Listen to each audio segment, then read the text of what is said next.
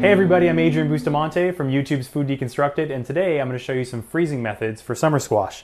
And I have 2 summer squashes left over from my recipe, but I'm going to show you how to cut them up and freeze them. I always like to cut my summer squash up, this way I have them in pieces. They're easier when they're frozen. I can throw into another recipe or whatever I need to do to defrost them. But easy enough, I'm going to take the ends off, and then I'm going to have them and cut from there. You can quarter them again if you want from here, which would just be splitting them, right down the middle here, but I'm just going to cut from this point.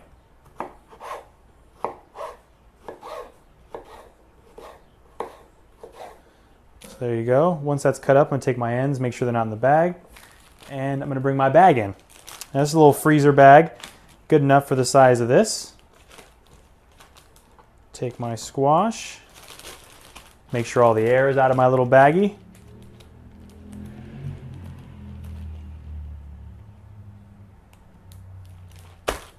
And you're good to go.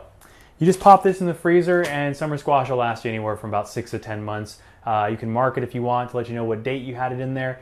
This way you know if you need to throw it away or how long it's been in your freezer. So I'm Adrian Bustamante and these have been freezing methods for summer squash.